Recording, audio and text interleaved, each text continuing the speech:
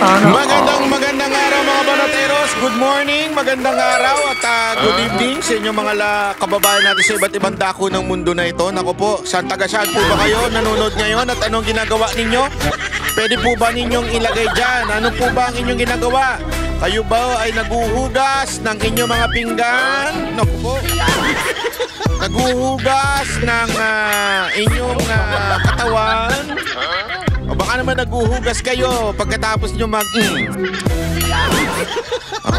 lagay-lagay nyo, komento nyo dyan ha, para mabasa natin kung ano ginagawa ninyo ngayon. At kung taga-asa ka, kung taga-saan po kayo, ilagay-lagay nyo lang dyan para naman makita natin ha. Kasi ano tayo, international po ang sakop ng internet. Napakagandang bagay ho yan.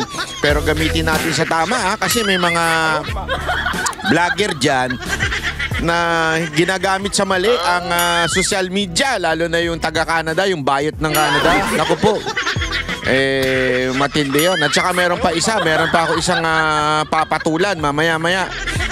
May papatulan tayo ha, kasi alam mo mga kababayan, ba't natin to pinapatulan? Alam ko naman kasi hindi kayo manunood sa kanila kasi mga ogag talaga itong mga ito, mga bobo. At kahit kayo, sigurado ako alam ninyo na bobo itong mga ito. Kaya hindi niyo papatulan. Pero ang pinakamatinding balita ngayon ay marami pala, hindi lang isa. Number 1, ewan ko ba sa gobernong ito? Ewan ko sa gobernong ito talaga. Number 1 ay yung 500 pesos na Noche Buena.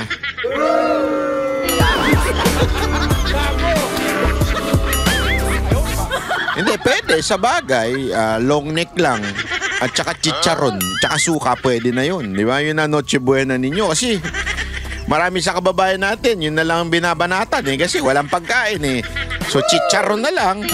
At saka long neck, di ba? O, yun na lang. Yun na lang ang diskarte nila sa buhay nila.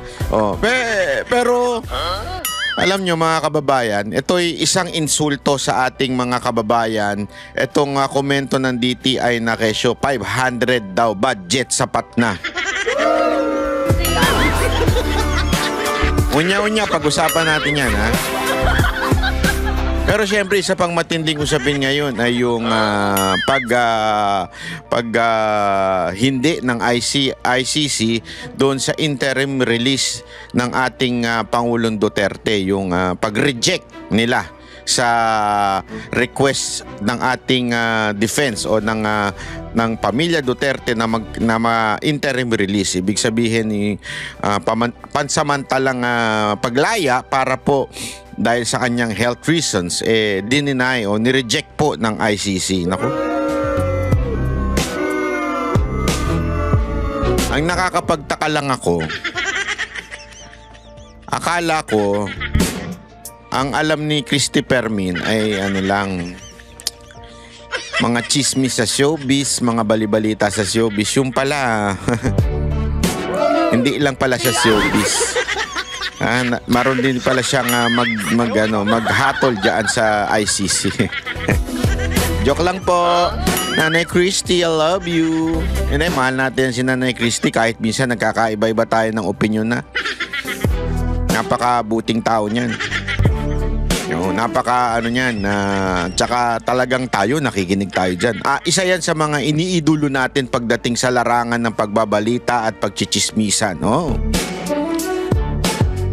Matibay yan mula simula hanggang ngayon.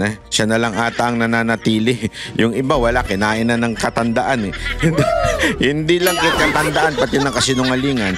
Ito si Nanay Christy talagang lumalaban. Kaya idol natin yan si Nanay Christy. Anyway, eto na nga, pag-usapan po natin pag-usapan lang natin itong mga bagay-bagay sa lipunan. Ito, unahin na natin itong issue patungkol dito sa ICC. Yung pag-deny po ng ICC. Nako, eto na nga, sus, Ginoo. Nananatiling nakakulong pa rin si dating Pangulong Duterte sa detention facility sa The Hague, Netherlands. Ibinasura na kasi ng ICC ang apela ni Duterte na interim release o pansamantalang kalayaan. At live mula sa The Hague sa Netherlands, nasa frontline ng balitang yan ng ating News 5 anchor Ruth Cabal. Ruth, ano ba naging batayan ng ICC sa kanilang desisyon?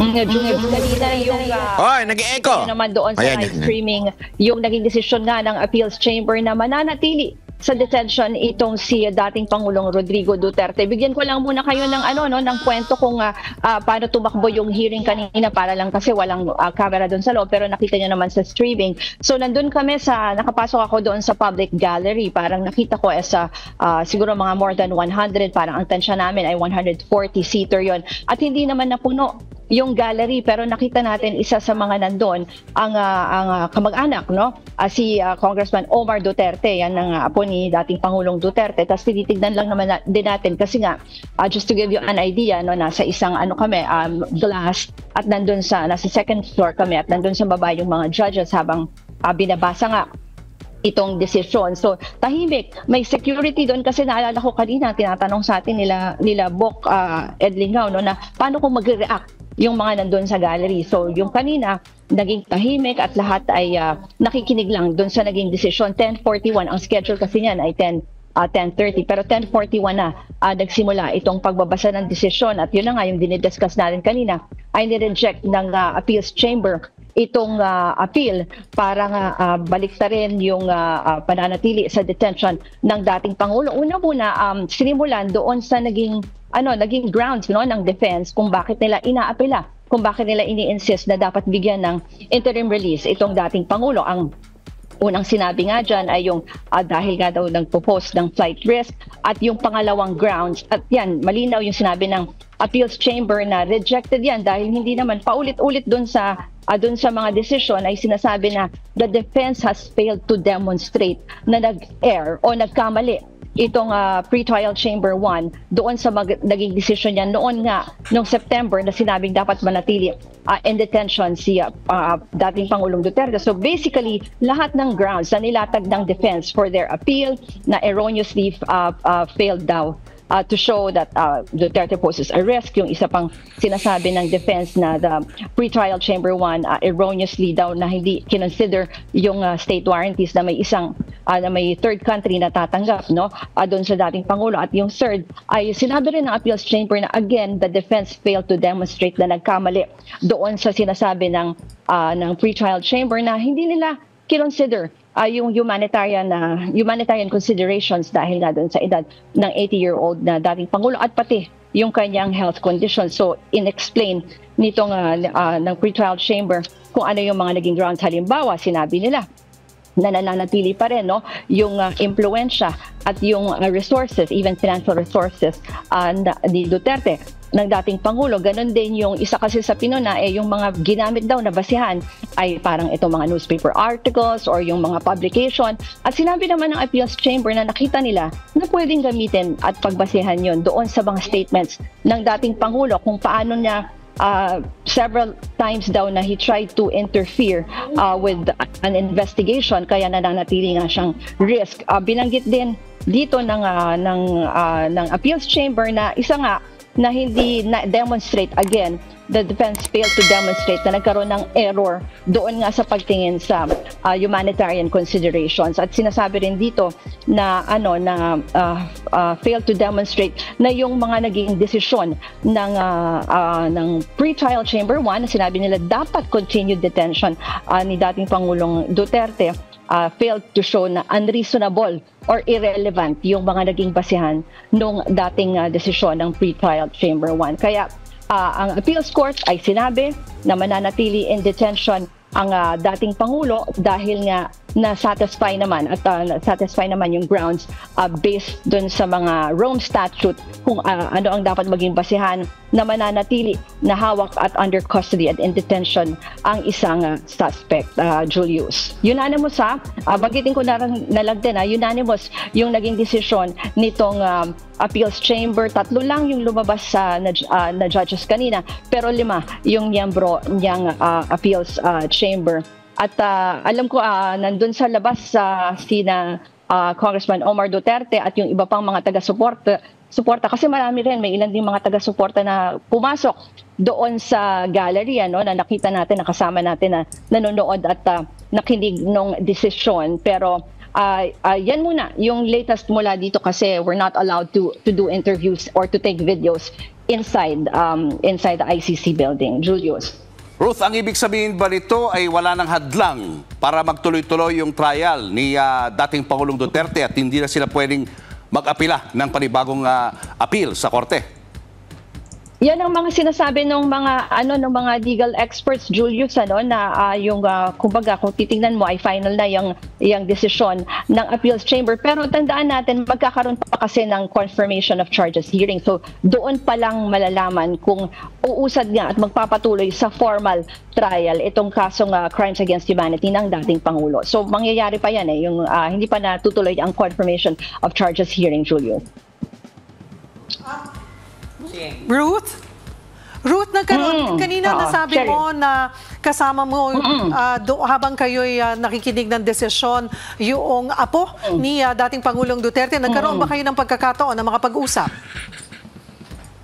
Hindi kasi medyo strict sila doon. So parang pagpasok mo doon sa public gallery, may space kasi yung media.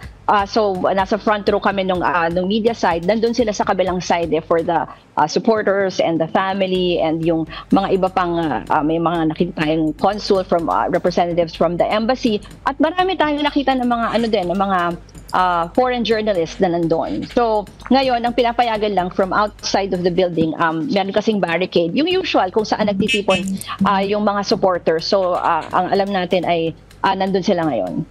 Sa labas ito ng ICC. Okay, so noong habang binabasa at naririnig na yung desisyon, may narinig ka bang reaction? Ano yung scene doon sa loob? Kahit na tahimik, tensyonado ba? Actually, sinisilip-silip ko siya kasi magkaroon kami pareho kaming nasa front row So sinisilip-silip ko siya pero nakita ko na lang siya, na seriously listening lang siya doon sa decision kasi English actually yung nung una kasi meron ka grabe yung decision ng ICC, no. Ang pinakamatindi dito yung sa pag-reject kasi ang dinadahilan, maraming dinadahilan po ang defense o si Kaufman. At isa sa mga sinasabi dito, wala naman ng threat. I mean, para yung isang 80 years old ay kailangan na pong mabigyan ng atensyong medikal. At wala namang pong threat. At ang sagot ng ICC, tingnan nyo kung nasa hulog. Para sa akin, wala sa hulog yun. Sabi ba naman nila, may threat pa kasi dahil sa mga lumalabas na mga statement from the family, at the same time doon sa media na sinasabi, at the same time nanalo pang mayor, at the same time meron pang influence sa Pilipinas. Alam mo, huwag kayong magtaka kung ganun. Kasi alam ko sa inyo, walang kwenta yung mga presidente ninyo. Nagkataon talaga mahal ng mga Pilipino etong si Pangulong Duterte na kahit hindi na nga makapagsalita na masyado ng diretso at makatayo at makalakad ng diretso ay talagang hinahangaan pa rin po ng mga Pilipino at lalong-lalo na kahit dyan sa Davao na binoto pa rin po siya. Kahit po yung mga kalaban niya ay nagmudmud na ng pera, nagpakalat na ng pera, ay nananalo pa rin siya. At sa trust rating, talagang kakaiba pa rin po si PRRD. Kasi nga simpleng-simple lang naman hindi naintindihan itong mga taga-ICC yung issue. Ang Pilipinas malala. Ang Pilipinas sabik na sabik magkaroon ng government official, particular presidente, na matino. Alam mo, kung ikaw ay nakatira dito sa Pilipinas, hey you, kasi gusto kong kausapin yung mga judge. Hey you, judgmental. Hey you, judge. Hey you, judge. Listen to me very carefully. If you live in the Philippines, therefore you were born here. No. If you live in the Philippines, you would understand the context. Because we are a nation of political corruption is really massive. our politicians are traitors. Our politicians are greedy. And it is our first time in the history to have a president who risked his life to kill the criminals, to jail the criminals, and to bump. Anong shit? Banggain. And to to oppose the oligarchs. It is first time in our country to have that kind of president. That's why Rodrigo Roa Duterte is a very famous president. Imagine all the people. Iskanta pala yun, shit. Hindi, imagine, imagine this nation, since from the very beginning in our history, we are ruled by traitors. We are ruled by greedy people. We were sold to America. So, that's why when we see... Hindi, tapos na pala.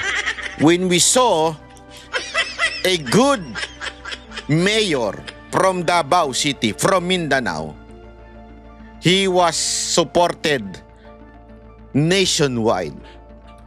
And majority of Filipinos, that's why you are wondering how come these things are happening still. Tak shit. Huwag kayo magulo. Ina-explain ko nga doon sa judge. Malay nyo magbago isip ng mga judge.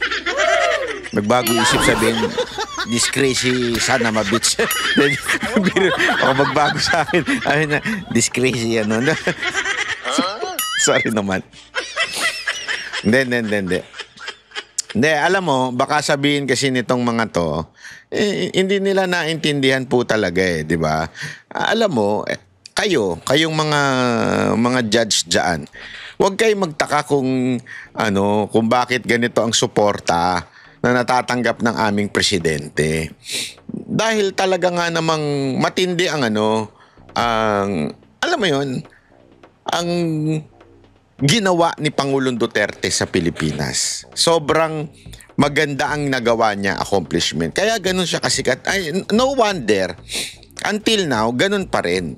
Kasi nga, atat tayo sa isang leader na matino. At nangyari yun nung panahon, 6 na taon niya. Nagkaroon tayo ng tatay. Ika nga, nagkaroon tayo ng ama sa Pilipinas. Kaya hanggang ngayon, sikat pa rin. It doesn't mean na may power siya. Oo, may power siya in a sense na dahil naniniwala sa kanya mga tao. Pero hindi violente. Para itakas siya, para makapagtago. Paano magtatago yan? Naka-crane na nga siya. Hindi na nga makalakad na maayos. Nakakalimot na. Walang planong tumakas yan. Pero syempre, ang nakakapagtaka dito, naniwala siya sa propaganda ng mga media. Ano ba ang propaganda ng media? Kasi nabulag ng mga media to Kasi ang mga media ngayon, pag nagbalita, grabe.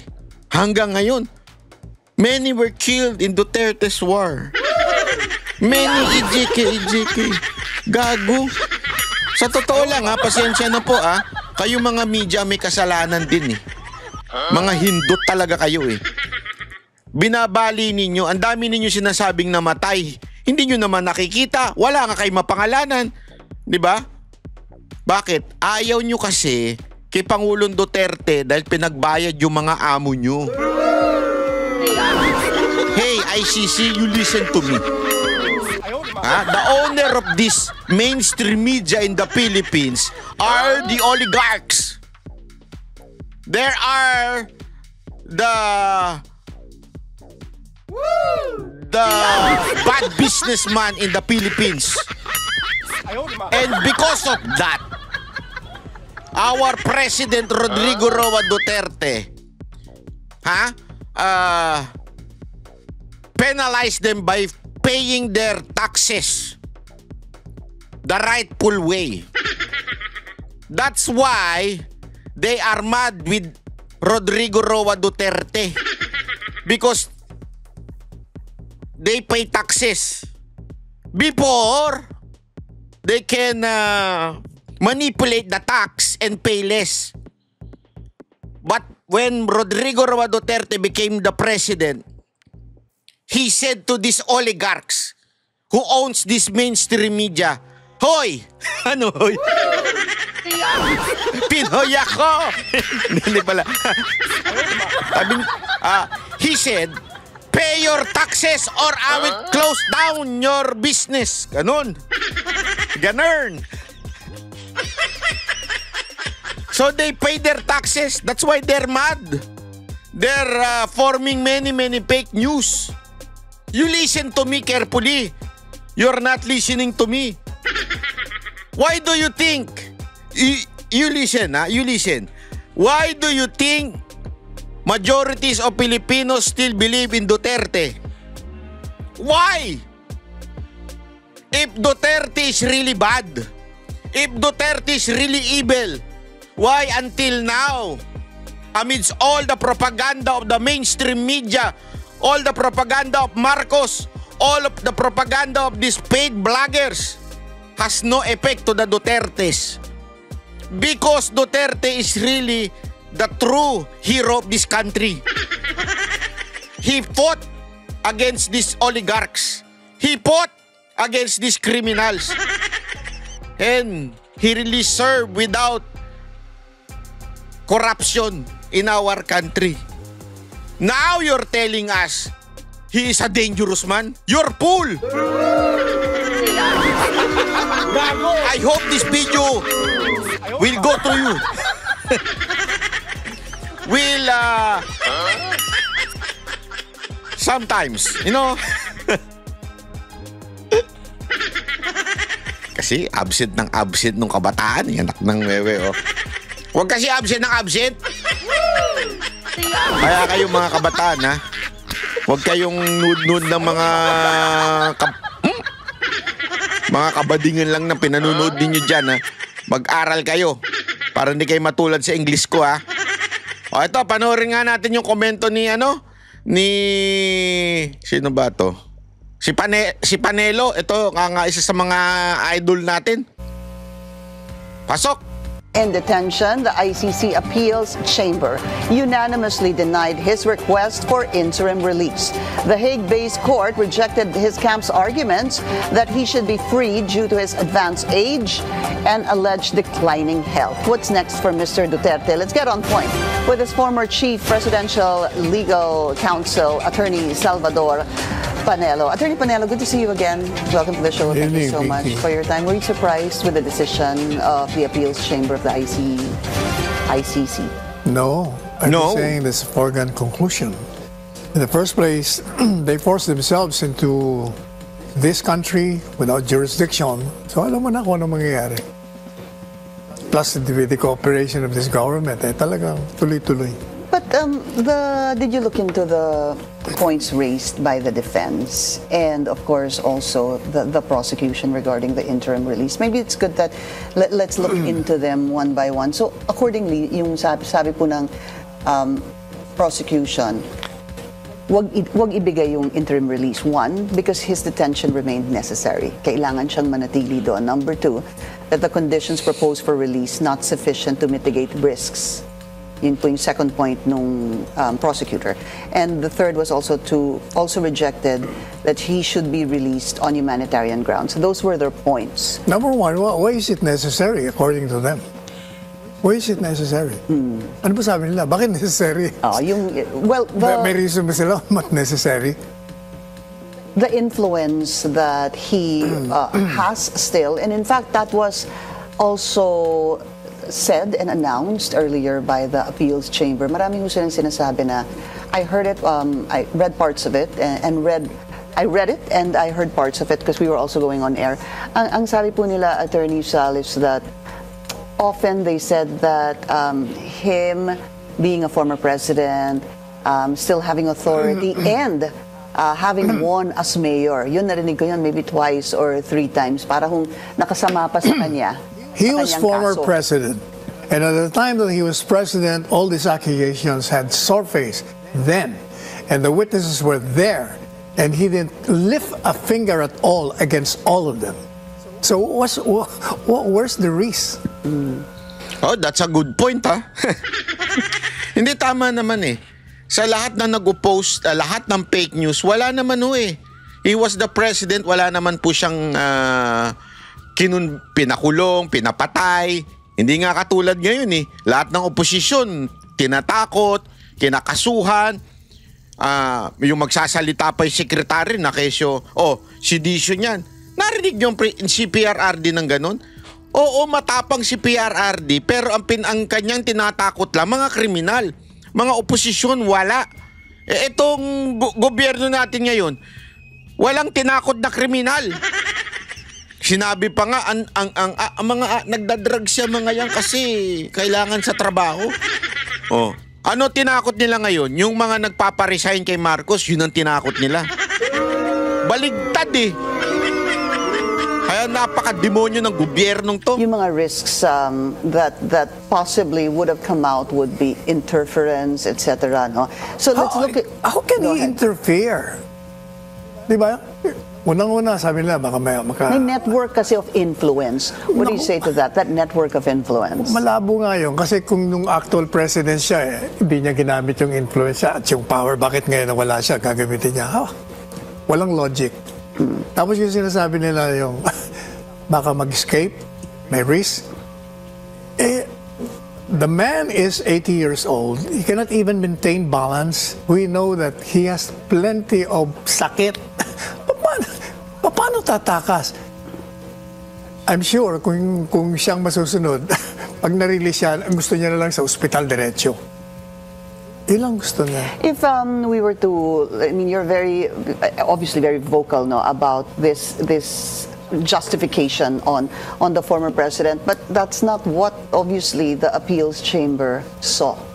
Hindi ho ba? Kaya ni-reject yung kanyang interim release eh. They will always be seeing the negative side on this issue precisely because at the very inception,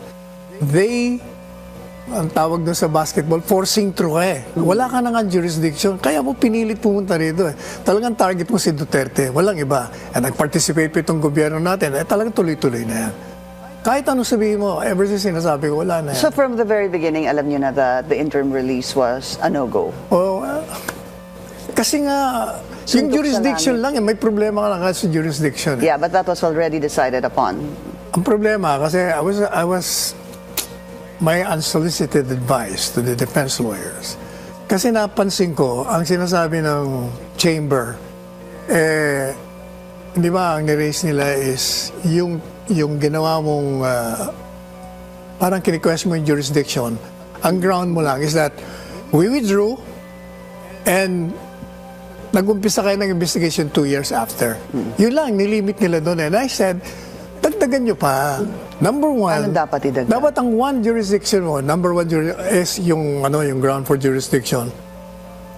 The Rome Statute never took effect in this country because of the constitutional requirement of publication. That's in the one. Official Gazette. May ruling na Supreme Court doon eh. Yung sa Tavera case. Sinabi na yun, pag hindi mo pinablish yan, walang epekto yan. Number two, ang sabi ko, dapat dinagdag nyo na yung pinagpipilitan na, kasi sabi nila, hindi, you're still under obligation sa amin kasi we started the investigation. They're referring to the preliminary examination. I've been saying it's called preliminary examination. Matagal ko nang sinasabi, yung preliminary examination cannot be part of preliminary investigation. You know why? It doesn't discuss the case. What it determined at that time was whether or not the principle of complementarity applies. Because all the states, members of the Rome Statute, hindi sila pwedeng pumasok unless, one, wala silang kakayahan. No capability. At kung may capability naman, they're not doing it kasi sila yung mga guilty. That's the only time, yun ang dinidetermine nila. In fact, I remember the Solicitor General at the time, nilalabanan nila, excuse me, we have a robust, di ba legal system. We have, Pinky, we have prosecuted thousands. We jailed thousands.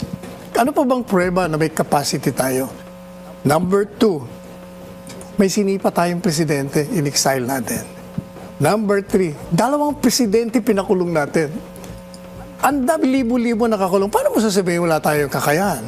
Doon lang, only on that basis alone, wala na jurisdiction. Kaya dapat ako, sinama niyo yun. Bakit hindi sinama? As you were suggesting. Hindi ko na alam yun. Ang problema kasi sa kanila, Sino ba sila, sir? yung mga defense lawyers ng mga dayon, ayaw nila kasi magpapasok ng Filipino lawyer. They were relying principally on the former president. Sila na nga nagsasabi may cognitive decline. So kung ano mga tatanong nila, baka nakalimutan na nung mama. Is it also possible that the arguments that you raised to them may seem weak? Ay, anong weak? Napakalakas nga. To them, I said, may seem weak. Hindi po pwede. You have to follow. Kasi yung domestic law prevails over international law. Yun ang pinaka-importante ron. You cannot interfere in the jurisdiction of a country unless that... Alam mo, may point din ito talaga si Panelo, no? Medyo sana nga magkaroon ng advisor itong si Kaufman na alam ang konteksto sa Pilipinas. Kasi actually maraming ako nababasa na medyo nagagalit o naiinis kay Kaufman. Parang ganon. Although, again, I think bago kahit sino pang abogadong ilagay mo dyan, ay mukhang masasabi nating luto na yung kaso. Kasi una-una nakipagkuntsabahan Nakipagkuntsabahan ang ICC at etong si Marcos. Kung gusto nyo malaman ng buong istorya niyan, may live si si Sas Roganda. Sorry, hindi ko nakalimutan ko na. Basta, si Sas, meron siyang live dyan. At sinasabi nga niya, may letter na sinulat ang ating gobyerno sa ICC. May confidential letter. Tapos, tsaka daw doon in-issue yung warrant. So, para bagang may ni-request. Parang gano'n na sinasabi ni Sas. Parang merong confidential na ni-request. Ibig sabihin, nagkuntsabahan yung dalawa. So, mukhang luto na ho itong pangyayari na ito na maaaring kahit palitan pa si Kaufman, baka wala ring epekto. Although maganda yung suggestion ni Panelo na sana kumuha ng advisor na sa local.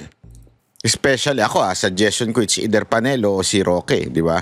Kasi mas naiintindihan ng konteksto ng Pilipinas at mas naiintindihan siguro yung kalalagayan, yung naging parte kasi ng administrasyon ni Pangulong Duterte. Allows you. And this is a particular case where they allow. Pero may kondisyon. Papasok kayo sa amin kasi wala kaming kakayahan. Or may kakayahan man kami, mga siraulo yung mga nandun, kaya hindi ipoprosecute. That's the only time Kasi, if we will agree with their theory, ay wala nang country na maaaring lumabas sa kanilang jurisdiction. Kasi palagi nilang sinasabi, from the time a case is filed, we have jurisdiction. Isus Mariosep. Di wala na pala. Absolute na pala. Kasi kahit anong sabi mong wala kayong jurisdiction on this ground, hindi na pwede. Kasi, nag-file. We determine, nag-preliminary, hindi na kayo po pwede. There was a decision made on that. Absolute na pala yung authority nyo. So, sinira nyo yung jurisdiction ng lahat ng bansa na miyembro nyo. Hindi naman po pwede yun. So, what could be next? Because there's still a motion on the unfit to stand trial. Basically, ang sabi ng defense, tigilan na natin yung let's stop the proceedings because the former president is unfit to stand trial. Good you mentioned that kasi I've been criticizing the chamber. Sabi nila, we're denying because the accused wasn't able to prove that he is mentally unfit. Sabi ko, excuse me, bakit ang accused magpuprove? He is a controlled environment. Nakakulong He has no access to medical equipment, medical expertise. Kayo yun ICC, kaya dapat from the very Why do you say he beginning. has no access to medical How can he doctors? How can he has that? They're big Nakakulong on, malaki po sila on the Hindi. medical condition of the respondents that they are keeping detained Ang there. sinasabi nila, meron naman kaming doktor, di ba? Yeah, we have a meron round-the-clock kaming nurse. Si Presidente Duterte, bago nila inaresto, ilan ba ang nurses niya? 3. 24 hours, palit-palit. Shifting of Yeah, 8 may hours doktor pa. each. I don't. Meron kang nurse sa nurse station. Hindi mo binabantayan yung pasyente mo. Napakadelikado ng sitwasyon niya. Kaya sabi ko, kayo dapat ang mag-prove na mentally fit yan. But isn't that the reason why they got 3 independent medical doctors to look into the former Dati tinanggal president? nila yung isa. Dalawa na po yung tinanggal nila. But They that took out came- one, pinalitan, and then yung pinalit ata, Yes, but that came pinalitan later after they've been criticized severely yung kanilang ginawa na bakit yung accused ang pinapaprove mo na unfit siya? Kayo dapat yung from the very start. Nung dinitain nyo pa lang yan, dapat in-examine nyo na yan. But they did. They did examine him, right? Pero kung totoo yun, bakit nagpapa-examine na naman silang panibago? Sige nga. Because of the motion of Attorney Kaufman Exactly. that he is unfit to stand Exactly. trial. That came from the defense. That did not Teka come muna. from the prosecution. Exactly. Kung in-examine mo na yan, kahit ka pa mag-file ng motion, kung ako ang judge, excuse me, in-examine na namin yan. He's mentally fit. The fact alone na you allowed yourself to grant such motion, you're admitting na hindi mo in-examine noon. Well, Yan of course, kaya you may have to grant problema. the motion because it was a motion or an application coming from the defense. Alam nga naman, hindi mo pansinin yun. Di Oo ba? nga, pero At saka one more thing, Attorney Sal, no? The former president was there in March, hindi ho ba? So chinek siya, he seemed okay. Obviously, that's why he remained there. From March till November, or from the time that the unfit to stand trial was filed by the defense, I believe that was sometime September 10. Maybe the first week of September, kasi dapat yung confirmation of charges na September 23. They filed that motion, unfit to stand trial. My question is, from the time of March till September, that possibly, I'm assuming, was the time that Attorney Kaufman, the defense team, and said that throughout this time, here is the former president now unfit to stand trial. There was a decline. Kasi nga, dapat from the time na na-aresto yan, in-examine mo na thoroughly yan, considering na marami siyang nararamdaman. Pero hindi naman nila ginawa yan. Ordinaryong examination, yung blood pressure, okay I ba? don't think so, sir. How do you know Hindi. that? Kung totoo yung sinasabi nila, bakit mo nga pina-examine uli? Okay, we're not Because you can gonna- always deny the motion, Pinky, on the ground na, excuse me, you have already examined that thoroughly. This is the report. Yeah, but they at some point when they decide on this, Attorney Panelo, they can deny that motion of unfit to stand trial. But let's first take a breather. We're gonna take a very short break. We'll be right back. Ayaw tumanggap ni Pinky. Bakit kaya ayaw tumanggap ni Pinky? Galit na galit.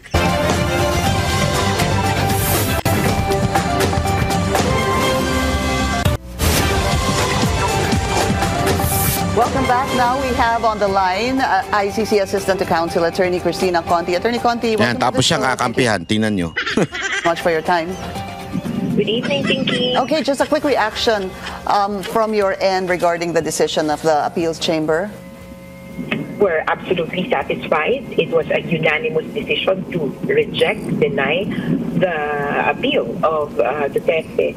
And sabi nga ng mga biktima, mukhang makakapagpasko sila ng kahit paano masaya. Attorney Conti, some of the points now raised, which Attorney Salvador Panelo is here also beside me, and he was raising it as well. Yung mga issues, kasi just to give a little bit of a background no, dito sa naging appeal ng defense regarding the decision of the pretrial chamber on the interim release. Sabi ng pretrial, his detention remains necessary. That Yes. the conditions proposed for the release are not sufficient to mitigate risks, no? And then the third was rejected, that he should be released through humanitarian reasons. Yun po sabi ng pretrial chamber. We're not going to allow it because of those points. Before I go to the defense argument, you know, Attorney Panelo also here, as I mentioned a while ago, saying, anong risks? Ano pa ba ang risks? And when I answered him, because I heard it during the appeals chamber decision, sabi nga na meron pa siyang network of influence, dating Pangulo, at ngayon ay nanalo pa na mayor ng Davao. Tama ho ba yung aking rinig, Attorney Conti? Yes, that's precisely it. It's that Duterte still enjoys influence within the Philippines, and not only influence, he and his family, his associates, lagi nababanggit na no, associates and network. So it's not... Grabe, no? Hindi nila matanggap talaga eh. Iniisip pa rin nila, eto ganyan katindi at yung power ni PRRD, nakakulong na siya. Iniisip pa ng ICC, iniisip pa nitong itong taon to, na meron talagang matinding network and influence si Pangulong Duterte. Maniniwala pa sana ako kung bati si Marcos at saka si VP Sara Duterte, maniniwala pa sana ako. Pero hindi naman na sila eh. I mean, hindi na sila unit team. Magkaaway na nga sila. Ginigipit na nga si VP Sara Duterte. So saan kukuha ng power si Pangulong Duterte? Grabe antindi na, hindi, sa loob ko antindi ng influence ni Pangulong Duterte at power niya. Hindi nyo sinasabi yan kay BBM. Ba't ganun? Di ba?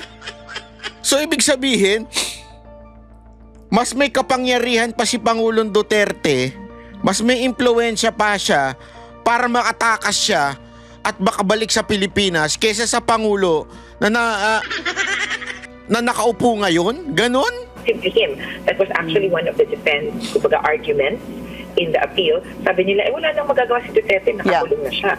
The chamber now says, it's not just him that you need to appreciate. It's his associates, his family members who are in office. One is Vice President of the Philippines. I see. And it's also the resources available to them. And I'd like to point out that what the judge pointed out regarding parang what risk for the ICC, it's the possibility, not the inevitability of something happening, is what is important. Kumbaga, so sinasabi niya influence. So sige, punta tayo dun sa influence network, yung yung anak niya, 'di ba, na si VP Sara Duterte. Si VP Sara Duterte nga ginigipit. Hindi nga makagalaw si VP Sara Duterte. Ultimo nga budget ng opisina niya kinatkong. Lahat ginawa sa kanya. Kakasuhan pa, kung ano-ano pang gagawin sa kanya. Ano sinasabi ninyong meron pang influence na Yan sinasabi nila kasi parang ang dating, oo nga, nakakulong na si Duterte, pero paano naman yung network of niya? Anong network? Alam mo, eto makinig kayo mabuti. Makinig kayo mga tatanga-tangang komento ng political analyst dyan. Kung may influensya pa mga Duterte, wala na sa posisyon si BBM.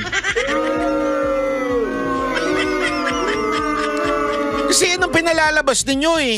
May influensyahan pa, meron pang influensya, meron pang power si Duterte. Kung may power si Duterte, hindi na nakaupo yan yung presidente na yan, si BBM. Bakit? Imagine niyo kung may power sa tindi ng banat ng kapatid niya. Ang dali-dali na sakyan yan. Di sana sinabihan niya na yung mga sundalo, hulihin nyo na yan, adik yan. Di ba? Kita nyo hanggang ngayon nakaupo pa rin. Kasi hindi ganun ang mga Duterte. Ayaw ng Duterte sa rebellion. Ayaw ng Duterte ang beyond legal means.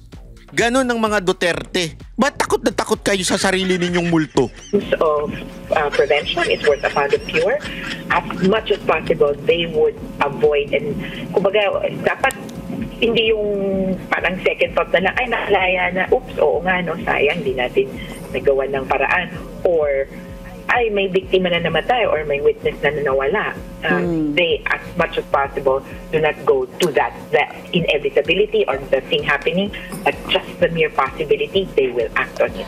Just also a follow-up because Attorney Panelo also was saying a while ago, nung Pangulo nga siya, wala siyang ginawa, didn't even lift a finger for any influence or to intervene dito sa mga kaso or sa mga biktima. I know, Attorney Conte, you were saying that it's not him. It's also his networks and associates, no? But just to answer that also while Attorney Panelo's here. Go ahead, ma'am. Well, if you remember the Senate investigation, and this is one of the factual information that was contested in the appeal or discussed in the appeal, it's the reliance on a news report about the alleged parang loyalty check by, if I may name names, no, this was by the former Senator, currently Senator Alan Peter Cayetano and Bato de la Rosa. They were talking to a witness in the hearings about the DBS killings, and parang he was loyalty checked. Alam mo na kung kanino ka magiging loyal, alam mo na. That was included in the consideration of the pre-trial chamber. I see. That's associated clearly. At that point, Alan Peter had run as vice president of Duterte. Right. Right. Okay. Also, there's one point I wanted to raise. I have to be very candid. I didn't get to watch the whole reading of the decision because I was also on air. There was a part, though, that I hope you can clarify for me because there were 3 points that were raised ni Huba. Inisa-isa po yun ni Judge. Kaya rejected yung first point, rejected yung second point, rejected po yung third point. At one point there, the judge was talking about humanitarian considerations to the effect that yung pagkarinig ko po that dapat balikan ng pre-trial chamber itong appeal on humanitarian considerations. Did you hear that or did I just not hear it in full? Kasi parang ang sabi ko noon, mukhang sinasabi ng appeals chamber kailangan talaga tingnan yung kanyang medical situation. I don't know, but what I heard was, pagkakaintindi ko, that the pre-trial chamber has the authority and has the right to look into everything about his medical condition at that point.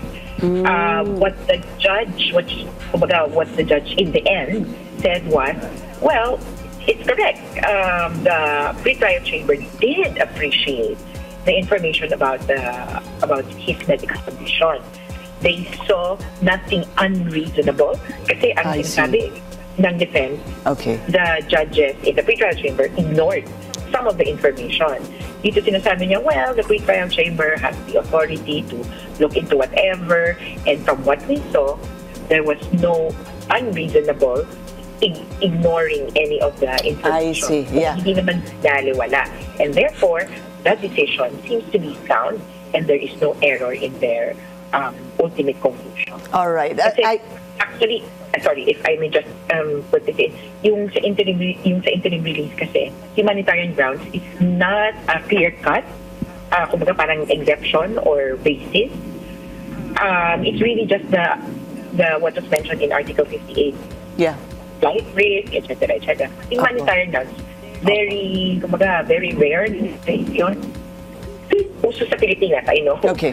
Pero sa kanila, bago yun, and so the pre-trial chamber should be allowed to appreciate the information. Lastly, Attorney, lastly, no? So, isa na lang po yung pending, yung sa unfit to stand trial? One, before that issue before the pre-trial chamber, but there's also an appeal on the rejected jurisdiction question. So, before the appeals chamber, there's one other issue. Jurisdiction. The pre-trial chamber, yes, and the pre-trial chamber, one issue, or main issue. Unfit to stand trial. Yes. All right. Maraming salamat po, ICC Assistant to Counsel, Attorney Christina Conti. Thank you so much for your time. So, care to react? Thank you, ma'am. Some of the points you were raising, I also asked her to be able to respond to that. So it's not network and associate, She did not respond to that. Sinasabi na nga. Barato. You be, yung sinasabing network, presidente na nga siya, in power, with all the influence, with all the resources, wala siyang ginawa. Bakit naman may gagawin pa siya ngayon? Tanda mo, he could have not come to the Philippines. Yun. Marami nang advice sa kanya. You mean from Hong Kong? He could not have come back to the Philippines from Pero Hong Kong? sabi niya, harapin ko sila. Doon lang, makikita mo na. Attorney Panelo, how do you think, what is your forecast regarding this still a motion on unfit to stand trial before the pretrial chamber. Tutuloy nila yan. What do you mean by that? They will reject- They will proceed with the trial. Unless what is the unless? we're overrun by events. Okay. Hindi po. Legally, doon po tayo doon sa legally. Meron pa ho kasi kayong naging Palagi naman legal eh. urgent, meron pong unconstitutional means. Yung urgent motion that you Yes, filed on behalf of the daughter, yes. Kitty Duterte, To resolve the petition for a writ of habeas corpus yung writ of petition. habeas. Yes. So, why do you think, I mean, there's two possible. I mean, one, they would probably say that it's not within our jurisdiction anymore. Hindi po pwedeng walang jurisdiction. Wala kasi na siya sa amin. Hindi po pwede yun kasi nag-cite na kami ng mga reasons. Number one, yung pinaka-recent, yung kay Tebes. Hindi ba Tebes denied extradition? Ba't natin ay balik dito? Mantalang talo tayo doon. Number two, yung sa Trump case, may dineport pero irregular yung kanilang deportation. Sabi ng Supreme Court, mali kayo. Facilitate the release. Balik nyo. Number 3, yung Lukban case, yung 124 o 120 prostitute, tinapon sa Davao, nag-file ng petition for writ. Ang sabi ng gobyerno, wala na kayong jurisdiction, wala na yung tao. Excuse me, sabi ng court, kahit na wala ang tao rito, yung mali nyo, sinusundan kayo kung saan kayo. In other words, my argument from the very start is the government has committed an illegal act, then the Supreme Court has jurisdiction over these government This officials supposed and illegal therefore can act. compel them to correct what they did and bring back the president, Very former quickly, president here. Attorney Panel. Ayun. So, malinaw yun, mga kababayan, ha? Meron. At ang kinagandahan nito, ladies and gentlemen, naglabas po ang Supreme Court ng parang pinasasagot po yung mga inakusahan ni Baste Duterte na tungkol doon sa pagka-kidnap kay Pangulong Duterte. At sabi ng Supreme Court, pinasasagot niya ngayon yung mga inakusahan. So, gumagalaw po ang Supreme Court. Wag po tayo mawala ng pag-asa. Sabi nga ni Panelo, posible yan. That's possible. If ever in the future mag-decide ng Supreme Court at sabihin, mali yung ginawa mo, Marcos. Umayos ka. Ibalik mo dito si Rodrigo Roa Duterte. Babalik yan. Babalik yan. Kayang ibalik. Yan ang sinasabi ni Panelo dito. Why do you think wala pa pong decision dyan? Hindi ko alam kasi unang-una, ang Korte Suprema naman maraming trabaho. Pangalawa, medyo mahirap din naman yung Ang tanungin mo, Pinky, si Korte Suprema, wag siya. legal issues involved. Palagay ko they will resolve. Kasi sabi namin, You're so confident. pag hindi mo ni-resolve yan, your honors, yung deterioration ng kanyang karamdaman, Health. baka hindi naman sana mangyari, baka mamamatay pa doon. Pangalawa, yun yung mga involved doon sa illegal act, lahat sila na-promote eh. Para bang nire-reward natin yung illegality. At parang you're not giving relief to the ordinary citizen dito sa mga opisyalis, violating with impunity yung batas. Kaya kailangan sabi namin, i-resolve niya na po para ma-prevent na natin to so that the majesty of the law will prevail. Former Chief Presidential Legal Counsel, Attorney Salvador Panelo. Sir, So ayun mga kababayan, importante kaya nga sabi ko sa inyo dapat maunawaan ng mga Pilipino ito na nakakasabi nga nila umiiyak daw mga Duterte supporter. Naglabas ako ng video dyan at nag-trending nga sa Facebook dahil sobrang dami nag-shares at sobrang dami rin po ang nanood at nag-likes. Alam mo, oo, umiiyak kami mga Pilipino dahil po sa nangyari dito. Dahil sa injustice na natatanggap ni Pangulong Duterte. Baka akala nung iba ay tayo po ay uma-idol o para mga panatiko. Hindi po kami panatiko. Alam mo mga kababayan, kung ikaw ay nakadanas ng magandang ginawa ng isang tao, hindi mo makakalimutan yan. Pag ikaw ay meron kang isang taong tinulungan ka, inayos yung mga bagay na problema sa buhay mo, hindi mo makakalimutan yan. At kung ikaw man ay malungkot kung may nangyari doon sa tao na yun, it doesn't mean panatiko ka nung tao na yun. Na-appreciate mo lang at naiintindihan mo yung puso nung tao na yun na makakagawa pa ng mabuti sa kapwa. Kaya lang dahil sa pangyayari na yun, hindi na siya makagalaw. You understand what I mean?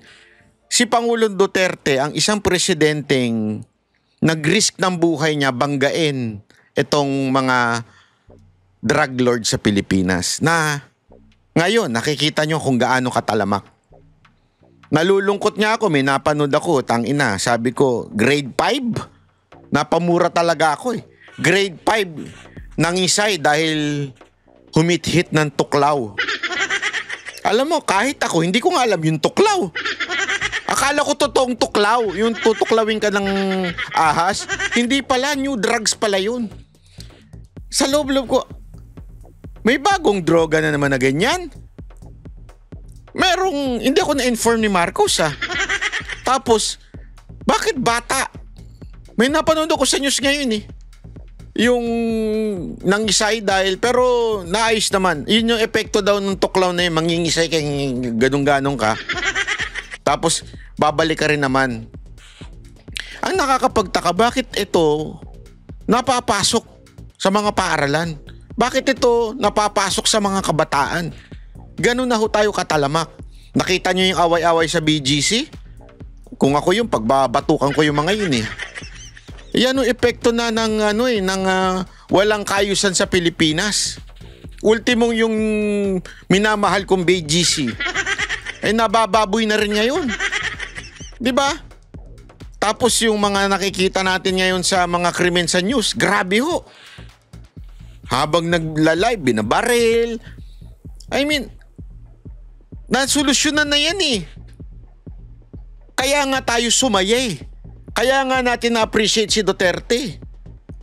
Marami pang kwento na naayos ang kanilang buhay dahil yung kanilang kapatid, tatay, sumuko na rehab dahil dyan sa tokhang. Lahat naayos yung pamilya nila dahil nga nabago. Dahil nga doon sa pananakot ni Pangulong Duterte. Dahil din sa programa ng gobyerno. Kaya hindi mo maaalis sa mga Pilipino na malungkot at umiyak. Hindi dahil panatiko, kundi dahil nakita talaga namin. Kaming mga nasa karsada.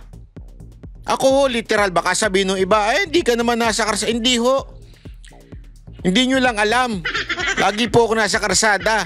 Mukha lang po akong yayamanin, pero taong kanto rin ako. Nararanasan ko yung nararanasan ninyo. Alam ko yan. Hindi ako yung tipong katulad ng mga elitista. Hindi po ako elitista. Alam ko po yung nararanasan ninyo. Kaya nga tayo, tuwan-tuwa kay Pangulong Duterte dahil doon eh. Oo, hindi perpekto si Pangulong Duterte. Natural, walang presidente, walang taong perpekto. Kung may taong perpekto, Panginoon na yan. Walang ganun. So ibig sabihin lang, yung talagang maraming nagawa sa bayan, kaya tayo nalulungkot. Kaya tama kayong mga punyeta, kayong mga kakampuet, at saka kayong mga teroristang makakaliwa. Tama kayo, umiiyak kami. Kayo tuwan-tuwa kasi masagana ang droga. Pag masagana ang droga, may kita kayo. Totoo naman eh. Mga durugista yung mga animal na yan, mga elitista. Alam mo ako, may kilala ako tuwan-tuwa nung wala na si Duterte. Sabi nila at least mura na ngayon ng party drugs, mura na ngayon ng Mary Jane, at madali na makabili. Nung panahon daw ni Duterte, takot na takot sila. This is a true story Hindi ito gawa-gawa. Tanungin nyo yung mga kapitbahay yung drogista. Tuwan-tuwa sila ngayon. May halimbawa sila na nakaupo. Okay lang bre. Okay lang, masaya kami. Na drogista ang aming namumuno sa amin. Siyempre gusto nila yan eh. 'Di ba? Yun lang ang mga tuwan-tuwa. Kayong mga kakampuet at terorista makakaliwa. Kayo lang ang tuwan-tuwa dahil bumalik na naman ang katarantaduhan sa bayan na to. At nakikinabang kayo. That's the truth. Nakikinabang kayo sa katarantaduhan, nakikinabang kayo sa droga, nakikinabang kayo sa mga kriminal, nakikinabang kayo sa hindi pagsunod sa batas. Yan ang totoo. Kaya ayaw nyo ng mga Duterte, ayaw nyo ng disiplina dahil gusto ninyo yung pasaway kayo. Bakit? Ito, sasabihin ko sa inyo kung bakit ha. Pag ang presidente o ay gobyerno ay matino at disiplinado, yung mga mayayaman nagagalit. Bakit? They cannot use their money to abuse. Ngayon, they can use their money to abuse the people.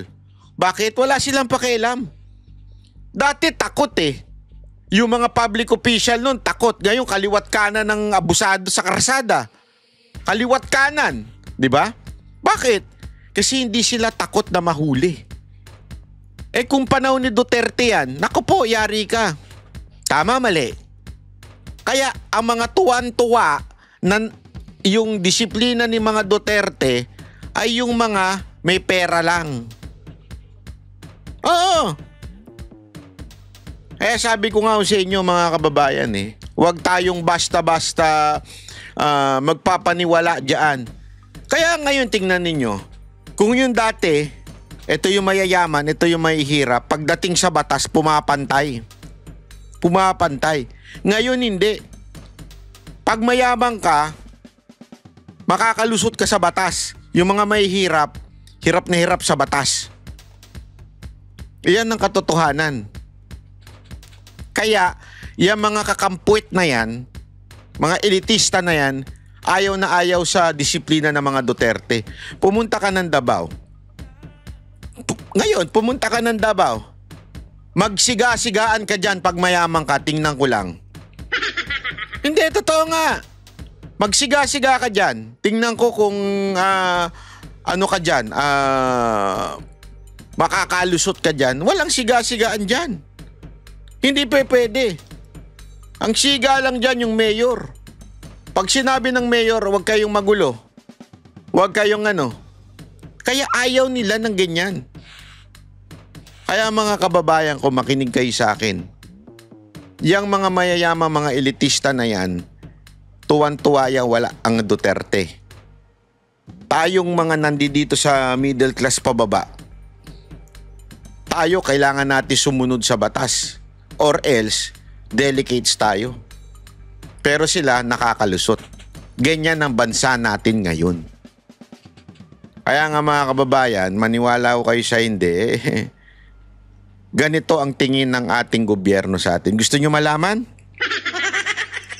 Gusto ninyo malaman kung paano tayo tratuhin ng gobyerno to? Umani naman ang samot-saring reaksyon ang naging pahayag ng kalihim ng Department of Trade and Industry na kasya na daw itong 500 pesos na budget para sa ihahanda ninyo sa kakainin nyo sa holiday dinner nyo. Kung saan aabot yung 500 pesos na yan, alamin sa live report. Ganyan ang trato nila sa atin.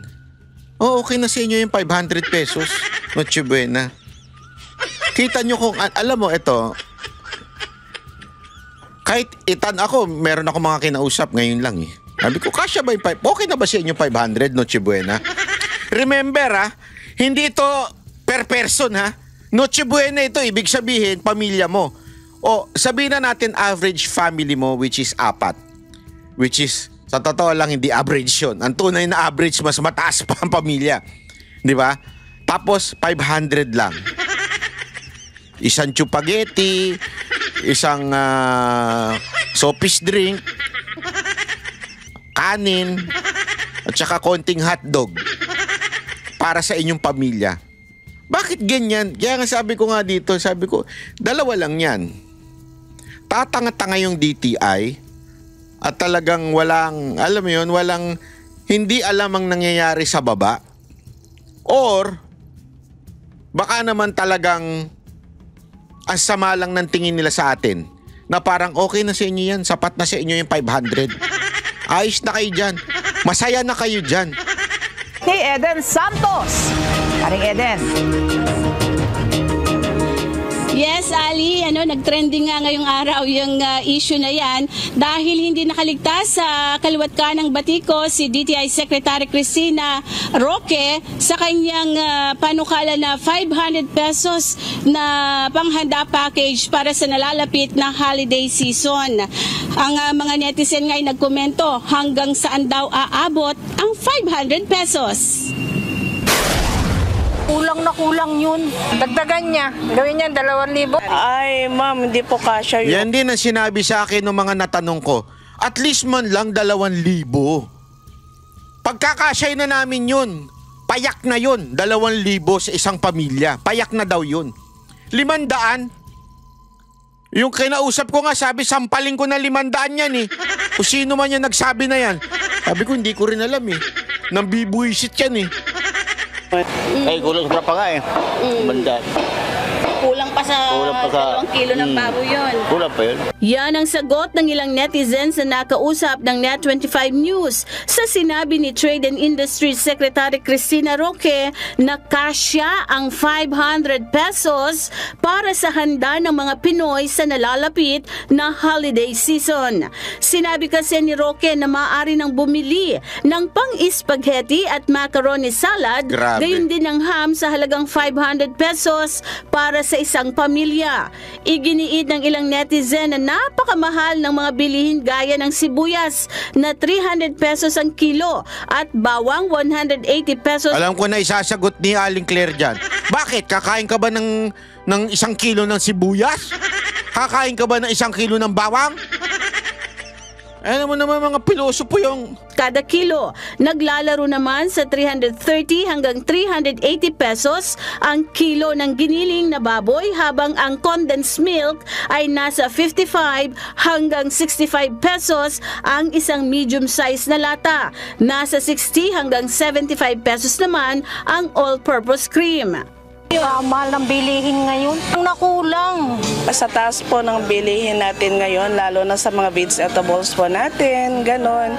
So, ang hirap po mag-budget doon sa halagang 500. Hamon din nila kay Roque, subukan niyang mamili gamit ang 500 pesos. Oo nga. Kung ako sa'yo, Noche Buena ng pamilya mo, 500 lang ha.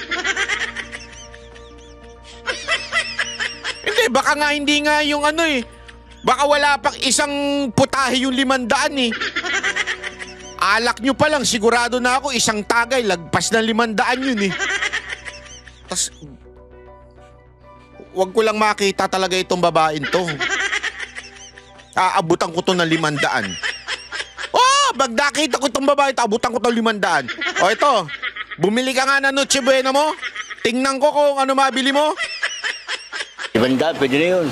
O, sabihin ko, ikaw ang gumawa niyan. Natawa naman si Presidential Communications Office Undersecretary Claire Castro nang tanungin kung kasya ang 500 pesos para sa handa ng pamilyang Pilipino sa nalalapit na holiday season. Sa press briefing sa Malacanang ay napaisip pa ito kung makakabili ng ham, spaghetti at pang macaroni salad sa halagang 500 piso. Hindi naman siguro pwedeng pagsabay-sabayin. Pwede isa. Pwede ham siguro. Meron namang murang ham. Kumain na lang kayo ng sardinas. Tigi-isa kayo. Ganun. Wag naman daw yung pagsabay-sabayin. Bibili kayo ng hamon, bibili kayo ng hotdog, bibili kayo ng chicken, bibili kayo ng letson. Ham lang kung ham. Sardinas lang kung sardinas. Nakawa. Ganito tayo tratuhin ng gobyerno na to. Meron, di ba? Yung per shape, mura lang yun. At ito ba yung kwentuhan na lang tayo? Depende. Kasi kung yun lang naman ang kaya ko. Okay, ma'am. At kaya ko namang tumingin sa mga may discount. May mga grocery stores na may discount. Pag malapit. Yan ang tinatawag na mali na nga. Aanuhin pa, gagaguhin pa talaga. Mali na nga. Alam mo yun, nakakasakit na nga yung DTI na yun. Kung sino man yung lintik na DTI na yan, nakakasakit na nga siya. Dadagdagan pa nitong palengkerang to. Oh, para ba nga, hindi, magtipid na lang. Kung yan lang ang kaya, ay okay na yan. Ayos na tayo dyan. Na yung, let's say, 3 months na dapat mabenta na ito lahat. Depende po yan si diskarte. Ikaw kaya, bigyan kita 500, dumiskarte ka ha. Ali, yung 500 pesos, medyo talagang kakailanganin daw ng sobrang diskarte dyan para mapagkasya mo na magkaroon ka ng pagsasaluhan sa holiday season para sa isang pamilya. Pero dun sa 2,000 pesos daw, kasyang-kasya na yan, simple pero disenteng handa para sa holiday season. Ali? Ayan, Eden, ano ba ang paborito mong reaksyon dito sa sinabi ni DTI Secretary Chris Roque? Yung bang, saan kayang planeta kasya ang 500? Grabe naman kayo. Siguro kailangan mo ng time machine. Bumalik ka sa anong taon kaya yun? Mga 1977, kasya. Hindi, mga 1940, 30s, ganun. Di ba? Ano ba paborito mong reaksyon dito sa naging pahayag ni Secretary Roque? Yung natawa nga si Jose Claire Castro dun sa 500 pesos na pagkasyahin para doon sa panghanda package. Pero kung pang merienda siguro, Ali, kasya na yan yung 500 pesos. Kung bibili ka dun sa mga nagtitinda sa palengke na merong 25 pesos na spaghetti. So kung 4 kayo sa isang pamilya, 100 pesos na yung kasya sa inyo. Meron ka pang budget para dun sa ibang pwede mong bilhin, Ali. Pero dun sa sinasabi nating decenteng package, Maring Eden, kanina na malengke sabi, tama nga si Alex, talagang halatang hindi na mamalengke at nag-grocery to si Secretary dahil talagang hirap talaga, napakamahal ang bilihin ngayon. Siguro yung hamon, baka yung retaso nga, hindi ba? Yung mga tingi-tingi, hindi buong kamong, yung macaroni salad na binabanggit niya, malamang sa alamang, walang mayonnaise yan. Hindi ba? At anong spaghetti naman? Ano kayang sauce ng spaghetti niya para magkasya yung 500? Yung panis na, yun. Bumili ka ng panis na spaghetti, kasya yung 500. Sardinas. Oo. Pwede siguro yung dilata, Ali. Yung sa malit na dilata. Hindi, bumili ka ng pansit canton sa pamilya mo. Tigi-isa kayong pansit canton, tigi-isang alak, tigi-isang alak, tigi-isang beer pala, San Mig Light. Magkano ba San Mig Light? Sorry, hindi ko alam ha. Hindi kasi ako na-ginom nun eh. Pang-asahi lang tayo eh. Gago! Ng corned beef. Ay, nako, okay. Maraming salamat, Maring Eden Santos. Ayun na. So, eto na nga mga kababayan. At alam nyo, meron sana akong isang gustong komentuhan. Ito kasi, ito. Ayoko nang i-play pa itong video nito kasi walang kwenta to. Una sa lahat, weirdo tong taon to. Nung pinanood ko kasi, may kwento siya. Pero bago siya syempre nagkwento, nanghingi muna siya ng GCash. Kayo naman. Pera-pera yan eh. Actually, galit na galit siya sa Iglesia ni Cristo. Kinikwento niya si Manalo, bakit daw ang Iglesia ni Cristo hindi kinokontra ang mga Duterte. Ang script niya ganito. Pasimplihin na lang natin yung script niya kasi haba-haba na walang kwenta eh. Hindi ko na i-play. Paikliin ko na lang yung kwento natin ha. Nangutang daw ang Iglesia ni Cristo sa China through PRRD o sa Duterte. Okay? So sa madaling salita, na-aproban daw kaya nagawa yung Philippine Arena. Okay? So nagawa yung Philippine Arena dahil sa tulong ng mga Duterte at nakautang sa China. Ngayon daw nagbabayad sila ng utang sa China at ang kanilang pinansangkalan ang mga Duterte. Kaya hindi daw nila mabitawan ng mga Duterte. Ganun daw. Kaya nga daw din, hindi nagsasalita ang mga Iglesia ni Cristo sa issue diyan sa South China Sea. Kasi nga daw, dahil may utang daw sila sa China. Yun ang siste na sinasabi nito. Kahit mali-mali na yung mga term niya, nasabi niya PSG daw. Hindi daw nagre-reklamo kahit yung mga PSG daw binobomba na dyan sa South China Sea. Ganito talaga pagka may sabit ang tao, no? Kung ano, walang alam eh. Alam mong nautusan lang para bumanat. At hindi ko alam kung siguro baka naman na tiwalag to, hindi ko alam ha. Kaya galit na galit sa mga iglesia ni Cristo. Ang sisti pa, dinamay pa pati si Pastor Kibuloy. Keso daw ang KOJC, nainggit daw sa iglesia ni Cristo, kaya nagtayo ng arena yung kingdom, ang KOJC. Hindi mo ba napapansin, bata? Hindi pa nga tapos yung kingdom kasi nga ito po ay continuous by faith. Kung hindi mo alam ang ibig sabihin ng by faith, mag-google ka ha. By faith po na tumatakbo ang gastusin dito sa kingdom. Anong ibig sabihin yan? Yung si Pastor Kibuloy, nagkaroon siya ng vision na gawan yung kingdom even if wala pang pondo. So, sinunod lang niya ang Panginoon unti-unti hanggang through the ministry, nagpo-provide si Lord sa kanila para mabuo yung kingdom.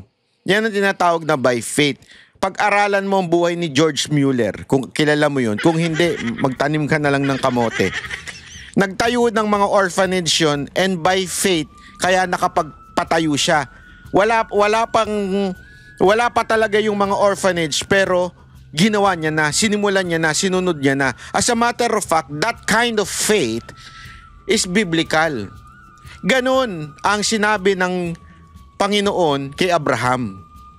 Sinabi kay Abraham, you will be father of all nations. As a matter of fact, it's a step of faith. Umalis siya dun sa tent. Nagsimula silang lumakbay by faith. Ano pa? Yung si Isaac. 'Di ba? Sabi niya magkakaanak ka. Matanda na yung asawa ni Abraham doon. And yet sumunod siya at sinabi niya doon sa asawa niya. At tumawa nga, kaya nga pinangalan ng Isaac kasi laughter yung equivalent ng name na yun. That's what you call by faith. Nauuna yung vision, nakikita mo at naririnig mo ang Panginoon at sinusunod mo yun kahit hindi mo pa nakikita yung providence, yung provision ng pera. Kaya nga ganun ang ginawa ng KOJC, ni Pastor Kibuloy. Ngayon, by faith lang yan. Nagpo-provide ang Lord sa kanila para mabuo ang kingdom. Ganun. Hindi yung istorya mo na China. Anong kalokohan yan? At ito matindi. Wala naman siyang pinoprovide na ebidensya. Daldal lang siya ng daldal.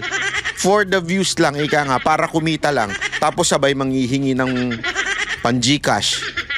Ang dami niya pang istorya. Binobola niya yung mga tao. Buti na lang wala naniniwala sa kanya. Pero tinabla na lang din natin para pasinungalingan. Kasi mahilig po mag-imbento. Sabi ko nga sa inyo, tayo po, sumusuplak tayo sa mga mahilig magpakalat ng fake news. Nakailang mga vlogger na tayo, di ba? Una, yung si Bayot ng Canada.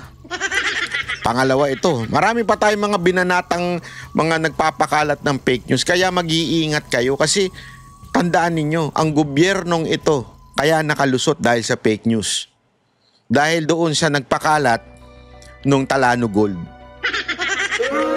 Nakala ng lahat magbabayaran ng utang ng Pilipinas pag naupo si Marcos bilang presidente. Ano nangyari? Nabudol tayong lahat. Actually, kayo lang po. Pero tayo na rin lahat yun. Nabudol tayong lahat. Kesa na nabayaran yung utang, lalo tayo nabaon sa utang.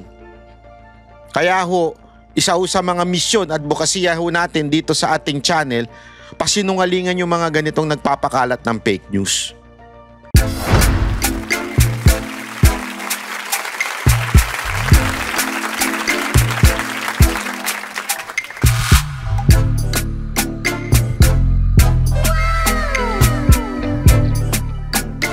The next performance will start momentarily.